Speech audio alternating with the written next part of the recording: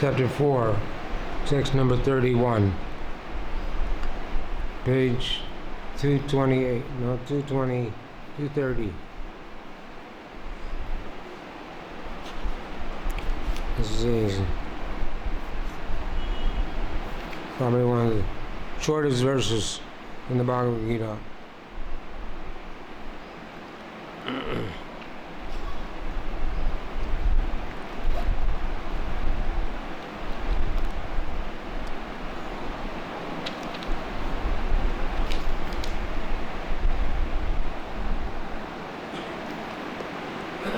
Nayam loko asti agyasya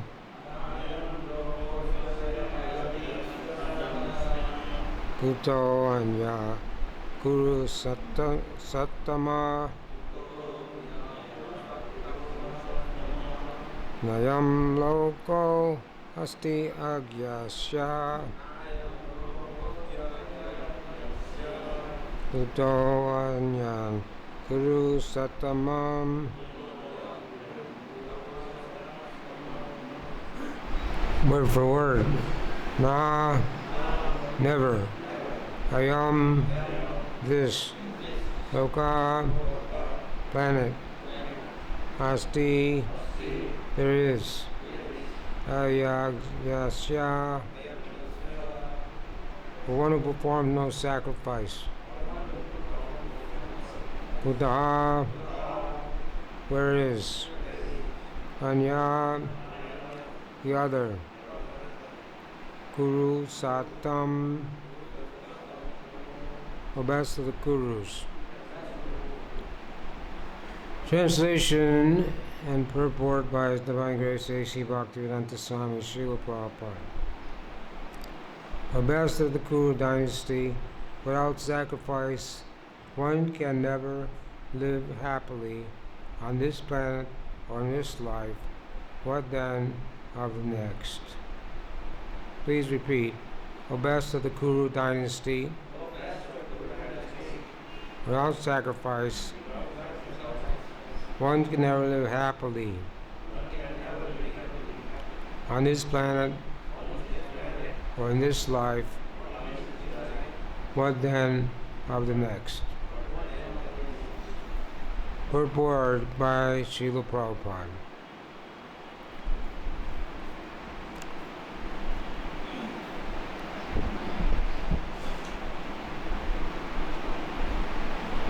Whatever form of material existence one is in, one is invariably ignorant of his real position. In other words, existence in the material world is due to the multiple reaction to our sinful lives. Ignorance is the cause of sinful life, and sinful life is the cause of one's dragging on in material existence. The human form of life is the only loophole by which one can get out of this entanglement. The Vedas, therefore, give us a chance for escape by pointing out the path of religion, economic comfort, regulated sense gratification, and last, the means to get out of the miserable condition entirely. The path of religion, or the different kinds of sacrifice recommended above, automatically solves our economic problems. In the performance of yajna, we can have enough food, enough milk, etc., even if there is a so-called increase of population.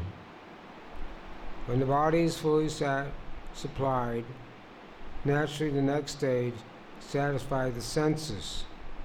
The Veda prescribed, therefore, sacred marriage for regulated sense gratification. Thereby, one is gradually elevated to the platform of release from material bondage. The highest perfection of liberated life is associated with the Supreme Lord. Perfection is achieved by performance of sacrifice, as described above. Now, if a person is not inclined to perform yajna according to the Vedas, how can he expect to be a happy life even in this body, what to speak of another body on another planet. There are different grades of material comforts in different heavenly planets. In all cases, there's immense happiness for persons engaged in different kinds of yagas. But the highest kind of happiness a man can achieve is to be promoted to the spiritual planet by the practice of Krishna consciousness. A life of Krishna consciousness, therefore, is the solution to all the problems of material existence.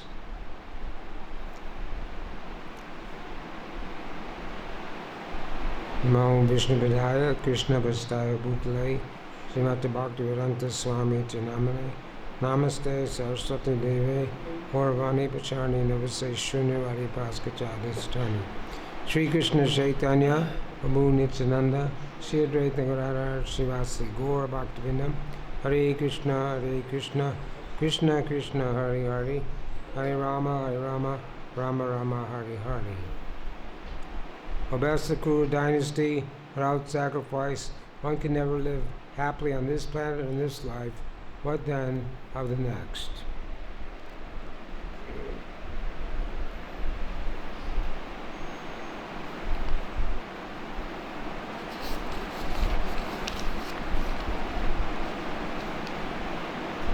So Krishna, this chapter is called Transcendental Knowledge.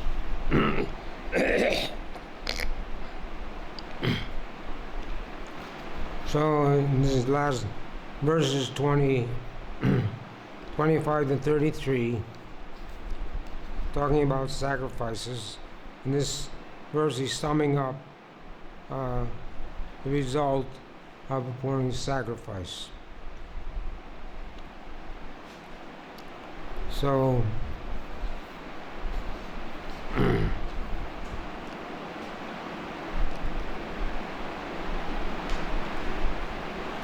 this idea that one can be happy in this life only by trying to enjoy the senses, sense gratification. It's like Arjuna wants to know why one is forced to act sinfully, and it's lust alone, all of our sinful enemy. Here it says it's because of ignorance one creates karma, and because of ignorance that karma is carried to the next life. So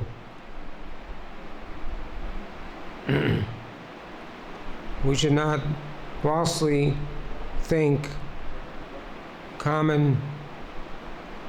most people think that life, that you only live once, and at the time of death, life is finished. This is a common belief about materialistic people. But this verse says that you can't be happy in this life or the next life. Because the soul, denos minyata dehe, komaram yovanam jara, tata dehan parapaptir, dira tacha namuyate. The soul is passing from boyhood to youth to old age, then into another, at the time of death, it is transmigrating to another body. Bhagavad-Gita 15th chapter says, one in conditioned life accept one body after another, like the air carries aroma. Thus he accepts another material body. And when one accepts the material body, one accepts a different type of ear, eye, nose, tongue, and scent and touch, which are grouped out the mind. Thus he enjoys a particular set of sense objects. So whether you're in a human body or an animal body or insect body or bird body, you have different set of sense objects or senses which enjoy differently in different ways. Like the hog likes to eat stool. If you give the hog halva, he say no, I'd rather eat stool. But a human being, we prefer halva. But the hog has a body which is adapted for that purpose, for eating stool. Of course, you don't see that in Western countries, but in Vrindavan, in small villages, small towns in India, you see hogs eating stool. And the children go to answer the call of nature. They have to have a stick to keep the hogs away. The hogs can't wait to get the nectar. So this is the position that the living entity is in. So it's ignorance, because there's no education in the modern institution. There's so many institutions, educational institutions, but Prabhupada said they were like slaughterhouses, because they only teach people how to develop some kind of technology to get a job, to make money, so they can remain here in the material world. There's no department of the soul in any university. So people don't understand what their identity is, or what the problems of life are, or how to get free from the clutches of the material energy. Durga is in charge. God Durga is in charge of the material energy. And Durga means fort. So the material world is like a fort and prison house where the living entity is imprisoned and has to remain in prison until he accepts a life of sacrifice. Here it says that there's a loophole in the human form of life. Loophole in this case means evading the rules. So there's an alternative. In the human form of life, you have an alternative. And that alternative is you can live your life trying to enjoy your senses, or you can take the Krishna consciousness and live a simple life with high thinking, instead of a high life with no thinking. Everyone in the material world are going in the wrong direction. If you get in a taxi to go to Delhi and the driver turns the wrong way, you'll never get to Delhi. So people are going in the wrong direction because they have nobody to guide them. In this chapter, verse 34 says, Tadvidi paripaptena paripasena sevaya upidegyanti gyanas tapadarshanaha.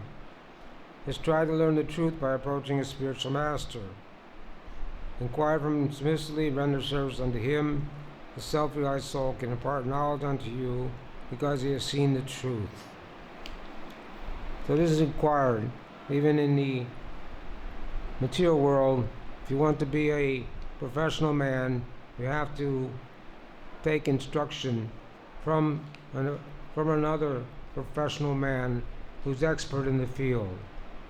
You can't simply read the book, medical books, and say, now I'm a doctor. But you have to go to the school and learn from the qualified doctors and get your degree, then you can become a doctor. But people don't know the spiritual life is the same. That you can Yet, in order to practice spiritual life, one must take instruction from a spiritual master. Ado Guru Ashraya is the first principle given by Rupa Goswami in Nectar of Ocean, accepting the bona fide spiritual master. And Srila Prabhupada was the bona fide spiritual master who came to the West to preach Krishna consciousness and to give everyone a chance to escape the bondage of material life. We're reading in the 6th canto, Srimad Bhagavatam, how Indra was fighting with Vrikashura, and Indra, even though he got the darshan of Lord Vishnu, he wanted to get the power so he could defeat this demon and stay in the material world. He could have asked for the benediction that he could get out of the material world, but he didn't do that. But Vrikashura was in the body of a demon, but he was a devotee, and so he knew that he knew that he was going to get out of this material world when he left his body, because it was predestined that even though he was cursed to take the body of a demon, he was actually a devotee, and that being in a demon body facilitated his getting out of the material, going back to Godhead quickly. So sacrifice means that you can sacrifice. It means giving a gift or sacrificing an animal to a different demigod. But in Kali Yuga, the sacrifice is the Sankirtan Yajna, which Chaitanya Mahaprabhu introduced 500 years ago.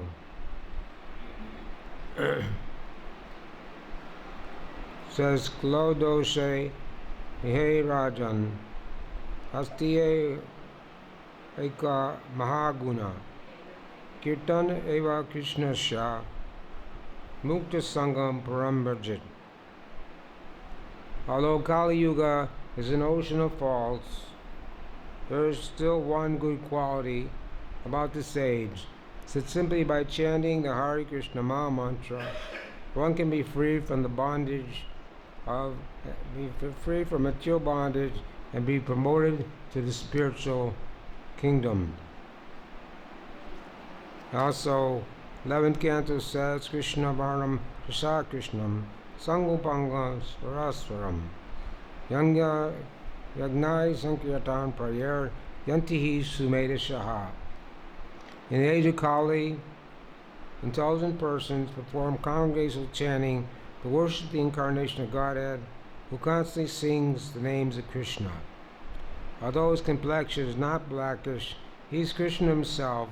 He is accompanied by his associates, servants, weapons, and confidential companions. So intelligence means to know the difference between spirit and matter and the control of both. People think they have intelligence, but material intelligence doesn't get one out of the material world. So if one wants to be happy, Krishna consciousness movement is the way. If you read in the Krishna book, there's a discussion between Krishna and Rukmini.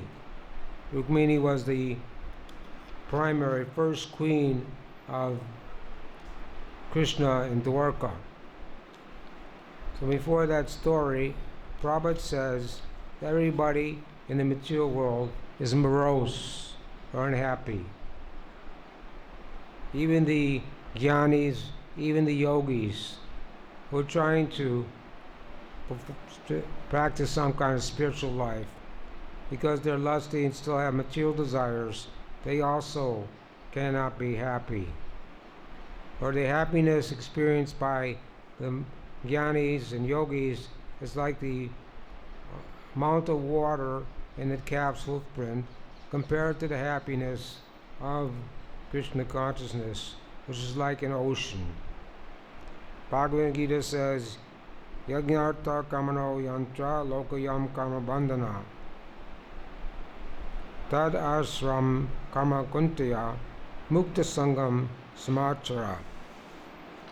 Work done as a sacrifice of Vishnu has to be performed. Otherwise, work causes bondage in this material world. Therefore, O son of Kunti, perform your prescribed duties for his satisfaction, and that way you will always remain free from bondage. So again, living entity, we're bound up in this material world. But the here Prabhupada says that there's so-called overpopulation. They say there's a overpopulation or an increase in population. But there's no problem, because there's so much vacant land all over the world. But because all the people are crowding into the big cities, it seems like there's overpopulation. But these necessities of life are there for everyone. The elephant eats 100 kilos or 100 pounds of grass every day, and the ant eats one piece of sugar. But by the laws of nature, every living entity is being supplied his quota.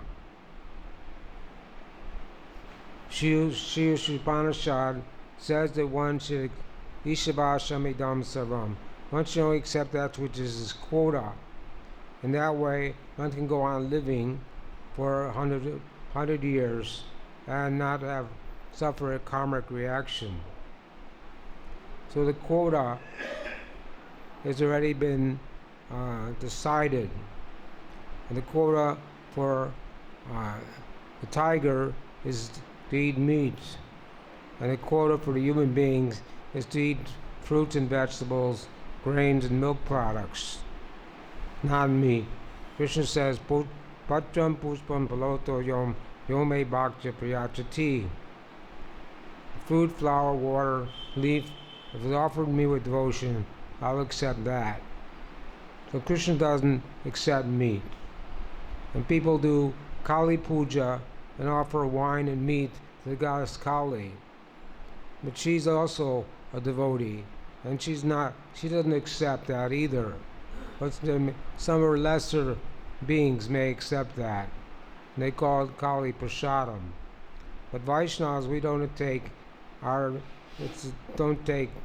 anything offered to demigods. We only offer food that's offered to Krishna. This is another type of sacrifice. We only eat food that's offered to Krishna, that's prasadam. Otherwise, it's an offense to eat any other offerings. Sometimes they offer the Mahaprasadam, they offer that to Lord Shiva, and then we can take that, Lord Shiva's reverence, which becomes Mahaprasadam. Otherwise, we don't take anything which is not first offered to Krishna and offered through the agency of the spiritual master. So in this way, the necessities of life are there for everyone, all living entities, but because in this modern age they've manipulated Mother Nature in so many ways to increase the production of food, to increase everything in an unnatural way. There seems to be a scarcity. But if they simply produce things in a natural way, there would not be any scarcity.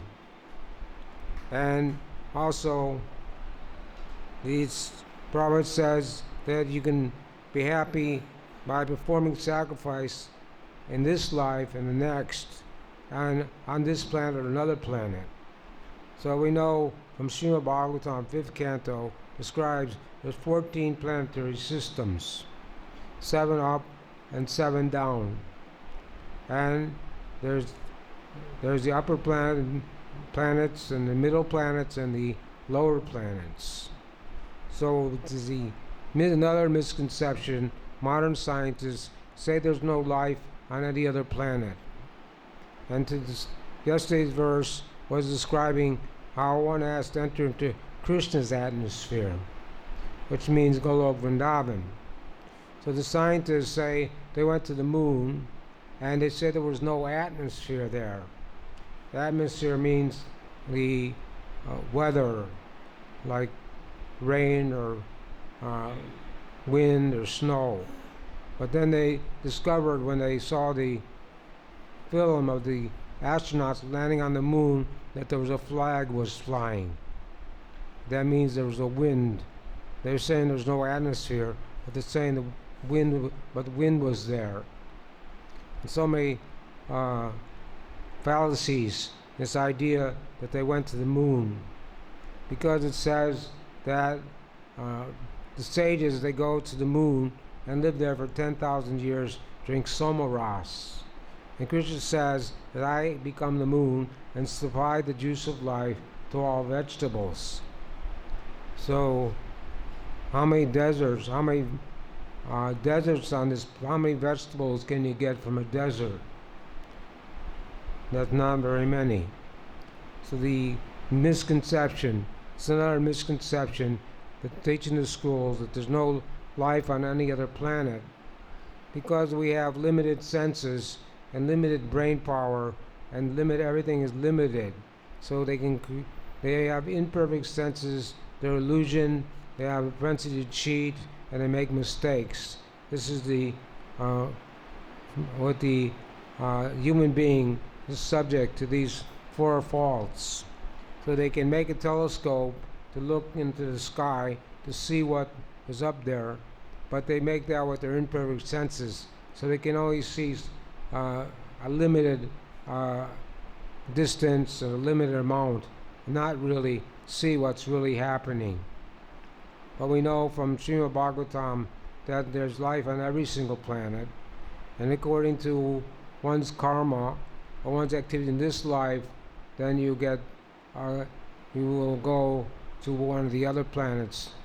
If you perform pious activities, you're pious in this life, then you can go to the heavenly planets.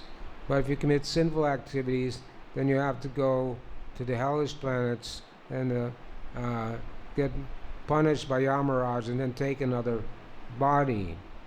It says that Nibikramana Shosti Payavayo Navijite, that in this process there's no loss of diminution, and one is protected from the greatest type of fear. So the greatest type of fear in the human form of life is that I have to go back down into the lower species. There's 8,400,000 species, 900,000 in the water, 2 million in plants and trees, 1,100,000 insects and reptiles, 1 million birds, 3 million beasts, and 400,000 human beings. Of those 400,000 human beings, only a small percentage are civilized human beings. Whereas a civilized human being is one who accepts a bona fide spiritual master or acharya. When Krishna and Balaram were 11 years old, they went to Mathura and received second initiation, Brahman Diksha, from Gargacharya or Garga Muni, who was the acharya of the Yadu dynasty. This word acharya means one who teaches it by example. So any spiritual master who's following strictly the instructions of his spiritual master and making plans for spreading Krishna consciousness can be considered acharya. And the acharya doesn't say one thing and do something else. So and it was a common practice in India. I don't know if it's still happening, but that someone would come to the family and give this Brahmana Upanaya, give the Gayatri mantra, the family guru, and go away, but he wouldn't give any other instructions. And so people may have gotten that Gayatri mantra and may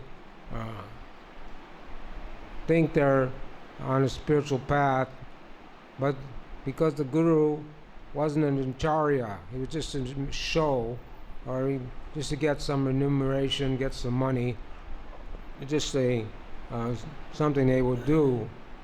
So but the guru is supposed to tell the disciple how to live his life. Here it says that a life in Krishna consciousness is therefore the solution to all the problems of material existence. So when a devotee comes to Krishna consciousness, takes to Krishna consciousness, after 6 months or 1 year practicing Krishna consciousness, then a person can choose whether he wants to take initiation. At the time of initiation, the initiation is in front of the fire, in front of the deities, in front of the spiritual master, and one makes a vow to chant 16 rounds of the Maha Mantra. Hare Krishna, Krishna Krishna, Hare Hare, Hare Rama, Rama Rama, Hare Hare. And also to follow 4 principles: no meeting, no gambling, no intoxication, and no illicit sex. So this is something that's not there in any other religions in the world. They don't tell their followers that what they should or should not do. Even in the church, the Catholic Church has the biggest slaughterhouses in the world. One lady was asking a Buddhist monk, "Are you veg or non-veg?" And the monk said, "Well, it doesn't make any difference." So we don't say that. We say no meeting, no meat, fish, or eggs, because these are abominable things, and these things cause suffering. Because there's so many slaughterhouses killing millions of cows every year, the karma of the planet is becoming increasing more and more, and that way there has to be wars all over the world, because people want to satisfy their senses and they don't think they're responsible. Because they can go in the supermarket, go in the store and buy meat, and they don't think they're responsible for killing an animal. Because there's a demand for this, people are buying it and eating meat, then everyone is responsible. The person who orders the cow to be killed, the person that kills the cow, the person that ships the cow, the person that packs it, the person that sells it, everybody is implicated in the karmic reaction for killing an animal. And it says for every hair on the body, if someone kills a cow, he has to take birth for every single hair on the body of the cow. But Guru Krishna Prasade Pai Bhakti Lata Beach, at the time of initiation, when one receives the seed of devotional service, the Guru accepts some portion of the karma of the disciple. And at the time of initiation, then we're not, if we're following strictly, then we're not incurring any new karma. But still, the prarabdha karma from our previous life is still there, or that's why devotees get sick, devotees have accidents, so many things happen. It's like when you turn off the fan, it continues to spin for some time. But we're not creating new karma, because as you sow, so you reap. So if you're creating new karma, then you have to remain in the material world and suffer and enjoy according to your karma. But if you become a devotee and spend your life in Krishna consciousness, then you're not creating any new karma. So that at the end of life, you can go to the spiritual world, or you at least you have a spiritual bank account.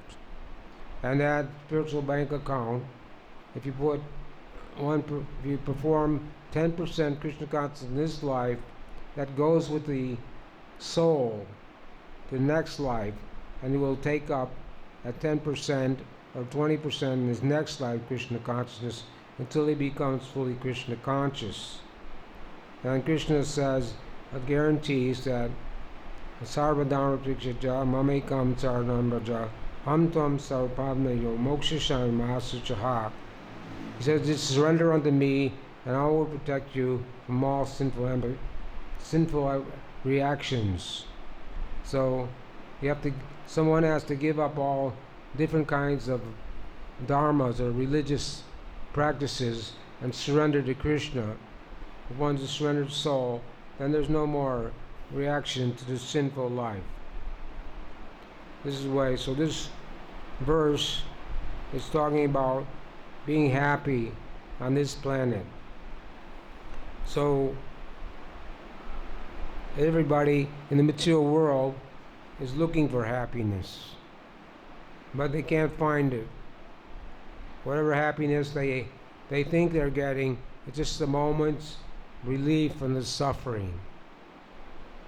And we see this, people who are the most famous, have the most money, have everything, they end up committing suicide. But they're not, because they're not happy. But they have everything that everybody wants, but still, that doesn't make you happy. But devotees are living simple life, brahmachari, grihastas, vanapras, sannyasis. We live simple lives, and we're happy.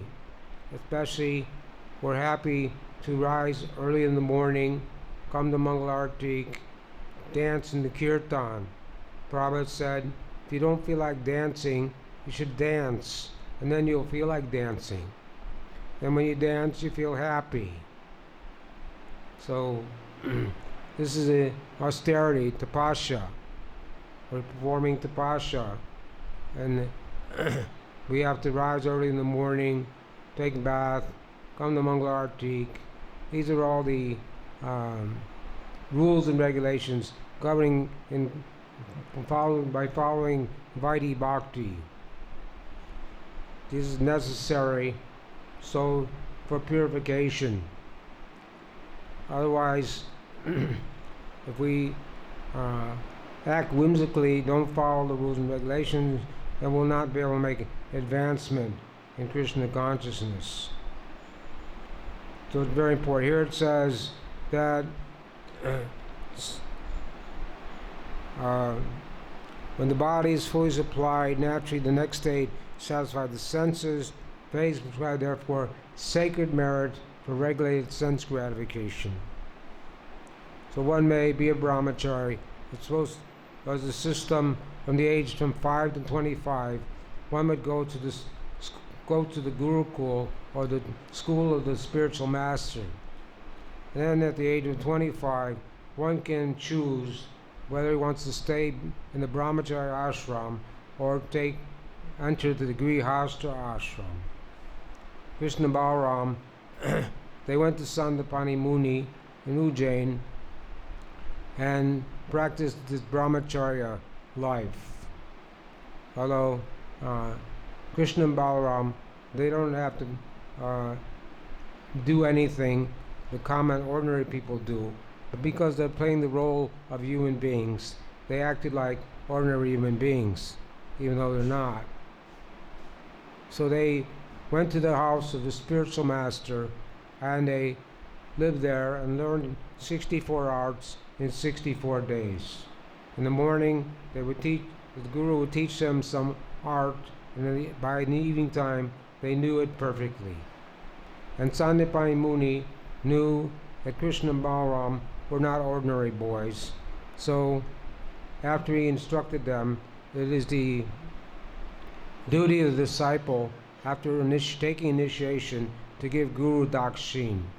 That means to give some remuneration or some money to the Guru in appreciation of the fact that he's accepted you as a disciple.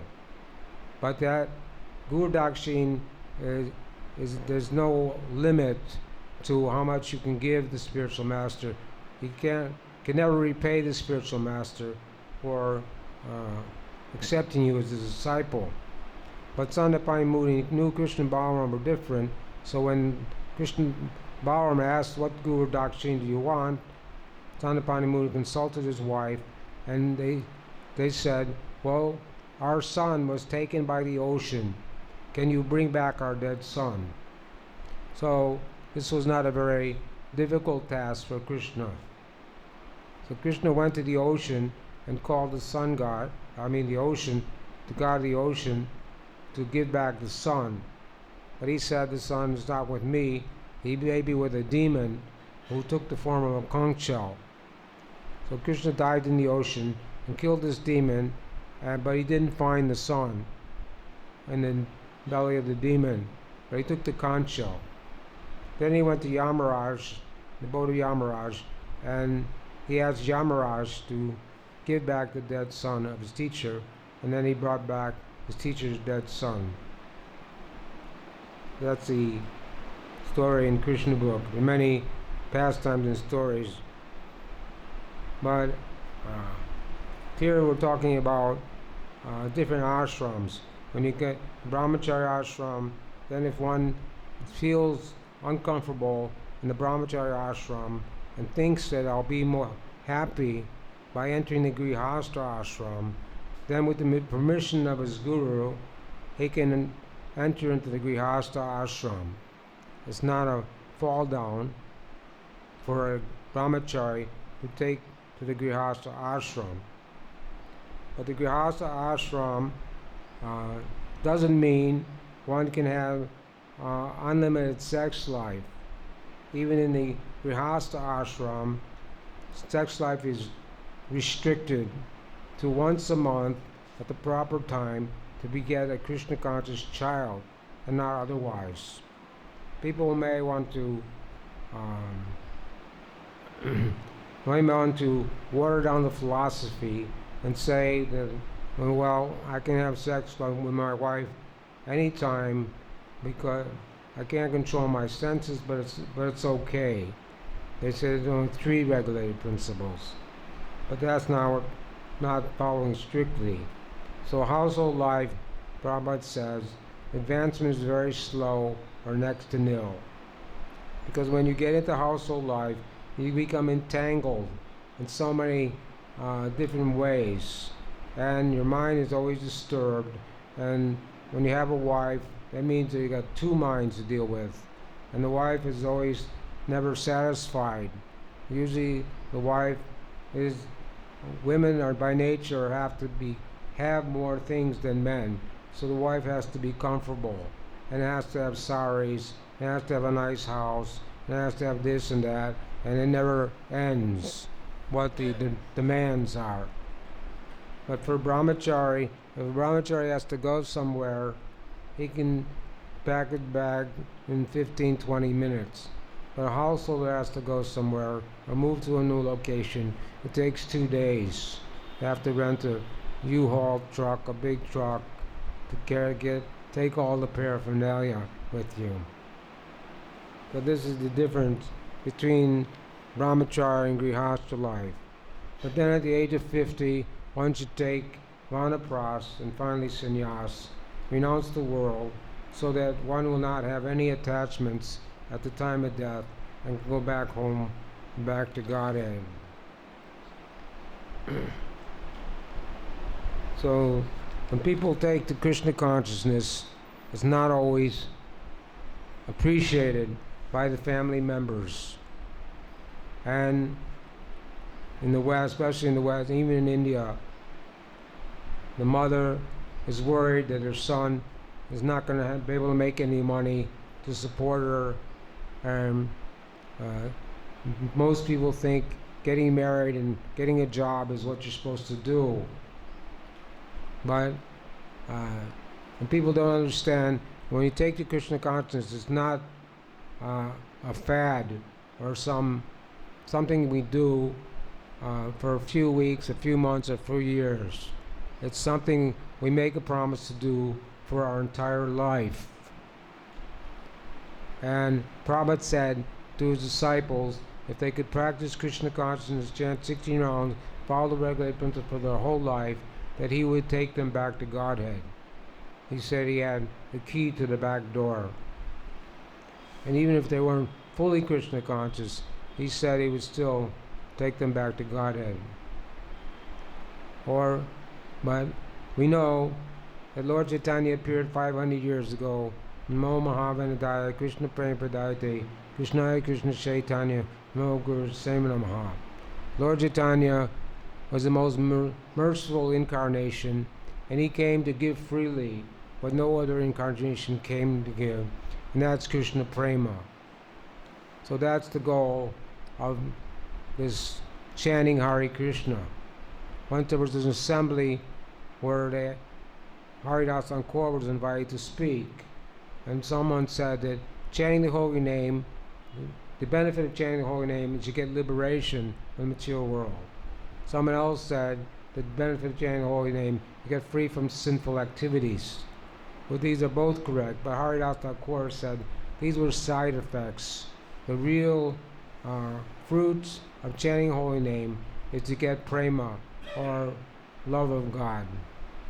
So if we chant the holy name, Hare Krishna, Krishna Krishna, Hare Hare, Hare Rama, Rama Rama, Hare Hare, without offense, without committing the 10 offenses, then we'll get the fruit, which is love of God.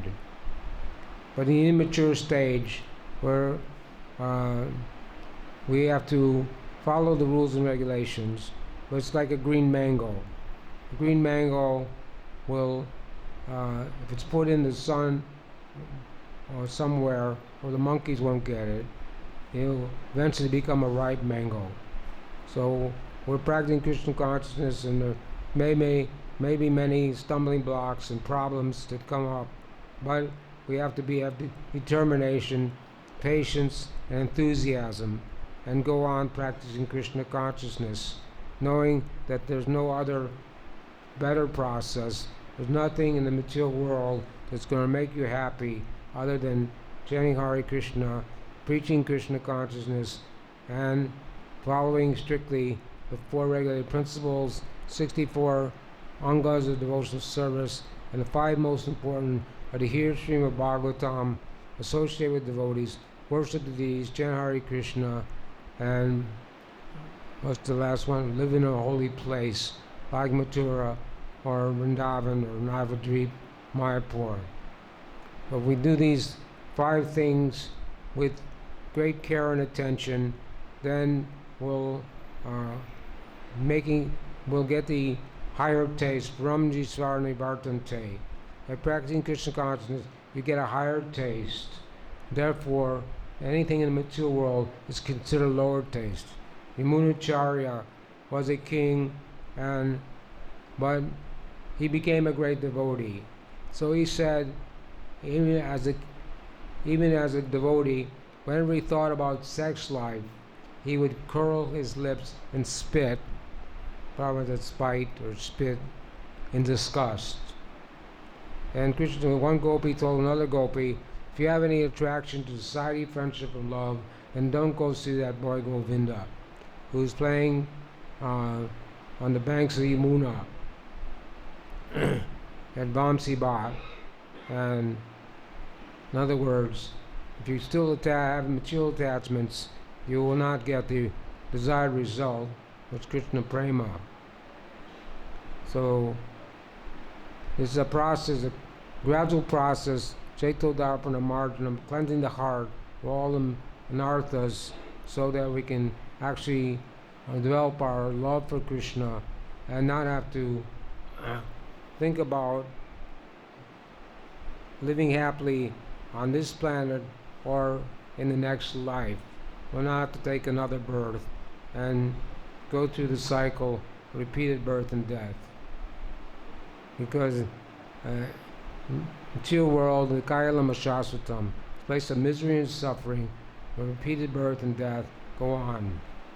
So even in scientists and modern civilization, making so many promises in ways that people can be happy, but you can't be happy by material arrangements. You can only be happy by taking the Krishna consciousness and dedicating your life to serving Guru and Krishna.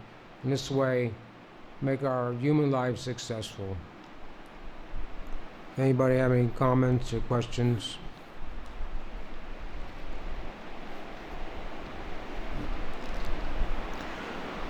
Srila Prabhupada ki jai.